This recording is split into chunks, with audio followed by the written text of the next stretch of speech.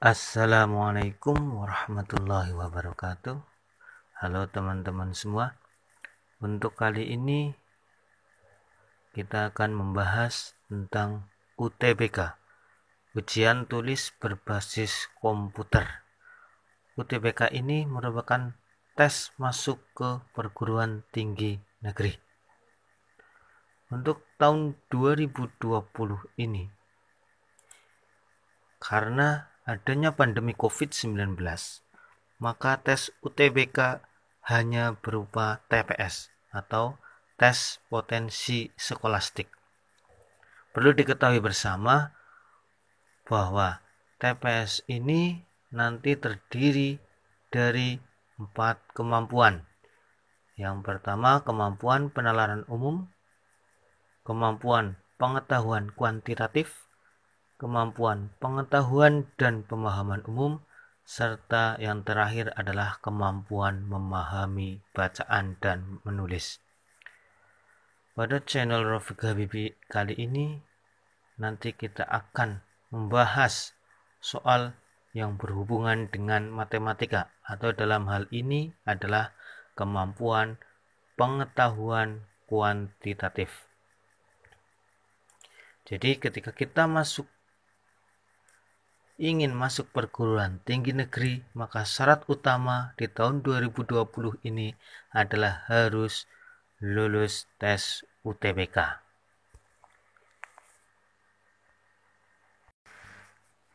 Tapi sebelum kita bahas tentang UTBK, khususnya kemampuan pengetahuan kuantitatif, maka terlebih dahulu tolong subscribe channel Rafiq Habibi. Baik, kita mulai membahas pengetahuan kuantitatif TPS ketika masuk perguruan tinggi negeri. Yang pertama, di sini tertulis jika A dan B adalah bilangan bulat positif. Di sini A pangkat B sama dengan 2 pangkat 20 dikurangi 2 pangkat 19. Kita misalkan saja, jadi jangan dikerjakan 2 pangkat 20 berapa kemudian dikurangi, tapi kita misalkan 2 pangkat 4 min 2 pangkat 3 sama dengan 16 min 8. Kenapa 16? Nah, 16 min 8 adalah 8. Kenapa 16? Karena 2 pangkat 4, kemudian 2 pangkat 3, 8. Jadi kita ambil pangkat yang berurutan mengecil seperti di soal. Kalau di soal 20 dikurangi 19. Kalau di sini misal 4 kurangi 3, di sini 5 dikurangi 4. 2 pangkat 5 adalah 32, 2 pangkat 4 adalah 16. Hasilnya adalah 16. Kemudian kita contohkan lagi yang berurutan. 2 pangkat 3 dikurangi 2 pangkat 2. 2 pangkat 3 adalah 8. Dikurangi 2 pangkat 2 adalah 4. Hasilnya adalah 4. Di sini terdapat pola, hasilnya 8, 8. 16, 16. 4, 4. Maka dengan melihat pola ini, bisa kita lihat di sini A pangkat B. Jawabannya adalah yang belakang, berarti A pangkat B sama dengan yang belakang di soal adalah 2 pangkat 19. Karena dengan melihat pola tadi. Padahal ditanyakan A plus B. Maka A-nya adalah 2, B-nya adalah 19. Ketika kita jumlahkan hasilnya adalah 21. Sangat mudah, tidak usah dikerjakan per nomornya atau 2 pangkat 20 berapa, tapi langsung. Untuk yang nomor 2, manakah yang termasuk bangun ruang? Segitiga, balok, trapesium, kerucut. Bangun ruang berarti yang punya isi di sini adalah balok dan kerucut. Berarti jawabannya adalah 2 dan 4. Sangat mudah. Nomor 3. Apakah bilangan positif A dan B bilangan bulat? Jika yang pertama A bagi B bilangan bulat, yang kedua A dikali B bilangan bulat. Ketika ada soal seperti ini, maka kita cari permisalannya saja. Misal untuk yang pertama, kita misalkan A-nya adalah 8. Kemudian B-nya adalah setengah. Yang pernyataan pertama, A dibagi B bilangan bulat. Ketika kita ngambil permisalan di atas, 8 dibagi setengah, maka hasilnya adalah 16 bilangan bulat. Jadi pernyataan pertama, jika A dibagi B bilangan bulat, ternyata di sini ada setengah, bentuknya adalah pecahan, bukan bulat. Yang kedua, A dikali B bilangan bulat. Kita lihat permisalan tadi, 8 dikali setengah, hasilnya adalah 4. Ini juga hasilnya berupa bilangan bulat. Maka kita lihat di sini ada pecahan. Ternyata ketika ada angka bulat dengan pecahan, bisa saja hasilnya bulat. Jadi tidak menunjukkan bahwa ketika A kali B, A per B bulat, hasilnya bulat. Berarti jawabannya yang E. Untuk nomor 4, 2x min z sama dengan 2 dan seterusnya. Maka kita kerjakan saja. Kita tulis 2x min z sama dengan 2. Kemudian ada x plus 2y sama dengan 4. Ini adalah nanti hubungannya sistem persamaan linier. Kalau di sini ada 3 variabel. Nah, kita substitusikan saja. Untuk yang kedua ini adalah x menjadi pindahkan ruas. X sama dengan 4 min 2y. Nah, karena kita tahu x-nya adalah 4 min 2y, kita substitusikan. Atau kita masukkan ke persamaan yang pertama. Jadi x-nya nanti diganti. Kita tulis 2. X-nya diganti dengan 4 min 2y. 4 min 2y. Kemudian kita kurangkan sesuai dengan pertidaksamaannya atau persamaannya. Min z sama dengan 2. Kita kalikan 8 dikurangi 4y min z sama dengan 2. Sederhanakan, min 4y min z dengan pindah ruas, 8-nya yang tadinya positif pindah ke kanan menjadi negatif atau min. 2 dikurangi 8, hasilnya min 6. Jadi min 4y min z sama dengan min 6. Kemudian kita lanjutkan, ada y plus z sama dengan 1. Ada y plus z sama dengan 1. Nah, kita di sini terlihat z-nya sama, tinggal plus atau negatifnya. Karena min dan plus maka kita tambahkan. Min 4y tambah y, hasilnya min 3y, min z tambah z, berarti hilang karena eliminasi. Min 6 tambah 1 sama dengan min 5. Jadi didapatkan bahwa y nya sama dengan min 5 dibagi min 3, atau hasilnya 5/3. Nah, sudah didapatkan Y-nya adalah 5/3. Kita masukkan ke persamaan tadi untuk mencari X. X sama dengan 4 min 2Y. Untuk mendapatkan X, maka kita masukkan 4 dikurangi Y-nya adalah 5/3. Berarti 4 dikurangi 2 dalam kurung 5/3. Sama dengan 4 dikurangi 2 kali 5, 10/3. Ingat-ingat, perkalian itu hanya untuk yang atas atau pembilangnya, bukan 2 kali 3, 6, bukan. Hasilnya adalah 12/3 dikurangi 10/3 karena penyebut disamakan. Hati-hati, hasilnya adalah 2/3 untuk nilai dari X. Kalau tadi Y-nya 5/3, sekarang X-nya 2/3. Berarti tinggal mencari Z-nya. Kita masukkan ke persamaan yang atas. 2X min Z sama dengan 2.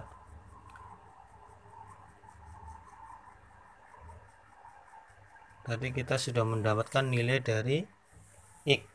X-nya adalah 2/3. Berarti kita substitusikan X-nya 2/3. 2 kali 2/3 min Z sama dengan 2. 4/3 min Z sama dengan 2. Kita pindah ruaskan. Min Z sama dengan 2 dikurangi 4/3. Nah, kita sederhanakan. Min Z sama dengan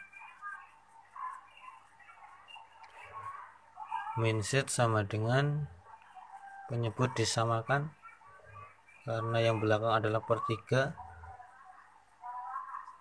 maka menjadi 6/3 dikurangi 4/3 adalah 2/3. Nah, Z-nya menjadi min 2/3.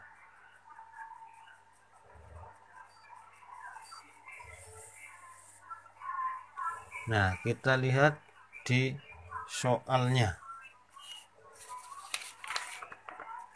Di soalnya adalah tentukan 3X plus 4Y plus Z. Kita sudah tahu X-nya, kita sudah tahu Y-nya, kita sudah tahu Z-nya. Tinggal dimasukkan. X-nya adalah 2/3. Tambah 4, Y-nya adalah 5/3. Ditambah Z-nya adalah min 2/3. Kita kalikan biasa. 3 kali 2, 6/3. Ditambah 5 kali 4, 20/3. Kemudian plus ada min, berarti min 2/3. Penyebut sudah sama, tinggal dijumlahkan dikurangi yang atas. 6 tambah 20, 26 dikurangi 2, 24. 24/3 sama dengan 8. Nah, ini jawabannya yang 8E. Nomor 5. Jika P plus 1 dan P min 1 adalah akar persamaan kuadrat, X kuadrat min 4X plus A sama dengan 0. Nah, di sini P plus 1 dan P min 1 adalah akar-akarnya. Padahal kita tahu bahwa rumus penjumlahan akar X1 ditambah X2 adalah min B per A. Kemudian ada perkalian akar-akar X1 kali X2 sama dengan C per A. Ini yang selalu kita ingat di rumus matematika terkait akar-akar persamaan kuadrat. Jadi A-nya adalah koefisien atau yang nempel dari X kuadrat, A-nya 1. B itu yang nempel dari X atau koefisien dari X, yaitu min 4. Dan C adalah yang belakang atau konstantanya di sini adalah A. Jadi jangan bingung. Kembali lagi, P plus 1 dan P min 1 adalah akar-akar. Kita cari yang penjumlahan akar-akar tadi kita gunakan rumus P plus 1 ditambah P min 1, maka di rumus itu penjumlahan adalah rumusnya min B per A. B nya sudah tahu, A nya sudah tahu, tinggal kita masukkan min B, berarti min 4 dibagi A nya adalah 1 karena koefisien dari X kuadratnya 1, hasilnya menjadi 4. Nah, jadi penjumlahan akar-akarnya adalah 4. Nah, ini untuk yang ruas kiri. Ini yang ruas kiri dikerjakan. Yang penjumlahan tadi P plus 1 ditambah P min 1. Kita kerjakan. P tambah P menjadi 2P, 1 ditambah min 1 habis, berarti 2P sama dengan 4, maka P nya sama dengan 4 dibagi 2 adalah 2. Karena P nya adalah 2, padahal akar-akarnya adalah P plus 1 dan yang satu lagi adalah P min 1. Ya, kalau P plus 1 berarti 2 tambah 1 hasilnya 3, P min 1, 2 kurangi 1 hasilnya 1. Berarti akar-akarnya adalah 3 dan 1. Padahal di dalam perkalian akar itu ada X1 kali X2 sama dengan C per A. Ini yang ini. X1 kali X2 sama dengan C per A. Maka kita bisa tulis perkalian akarnya adalah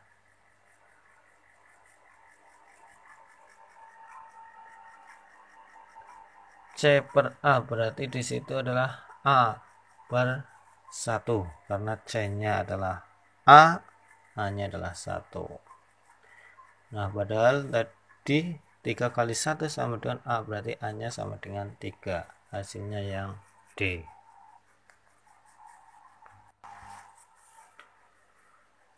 Nomor 6 ini terkait dengan rata-rata. Ini hati-hati ketika mengerjakan soal yang berhubungan dengan rata-rata. Di soal sebanyak N kali awalnya, berarti N dikali rata-rata awal. Kemudian ditambah, jadi 1 kali lagi. Kemudian rata-ratanya ketika ditambah 1 kali lagi, rata-ratanya menjadi 80. Makanya saya tulis N plus 1 kali 80. Nah, ini di soal. Jadi N kali rata-rata ditambah 1 kali 83 sama dengan N plus 1 dikali 80. Nah, ini satunya karena melakukan lagi atau mengerjakan lagi. Yang kedua, jika nilai tes tersebut adalah 67, ya sama ini, N dikali rata-rata tambah 1 kali 67. Nah, di sini adalah rata-ratanya 76, berarti N plus 1 dikali 76. Jadi diingat-ingat. Nah, untuk persamaan yang pertama, kita tulis lagi N dikali X rata-rata ditambah 1 kali 83 adalah 83 sama dengan, kita kalikan N plus 1 kali 80 menjadi 80N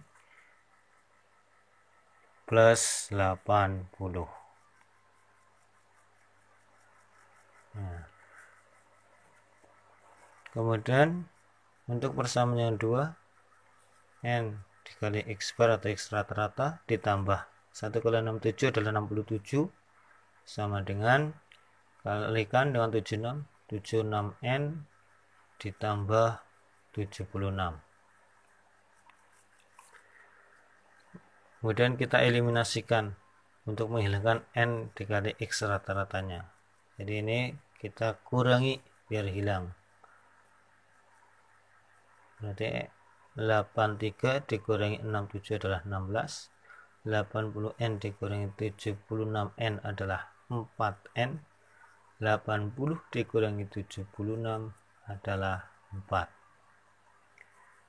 Kita pindahkan ruas, 4-nya pindah menjadi 16 min 4 atau 12.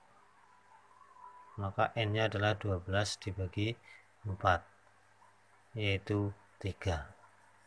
Nah, jawabannya adalah yang B.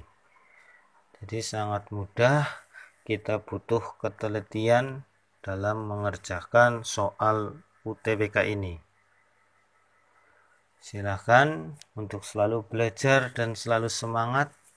Semoga nilainya berhasil dan lulus dan masuk perguruan tinggi negeri yang diharapkan. Terima kasih. Jangan lupa selalu subscribe channel Rafiq Habibi. Assalamualaikum warahmatullahi wabarakatuh.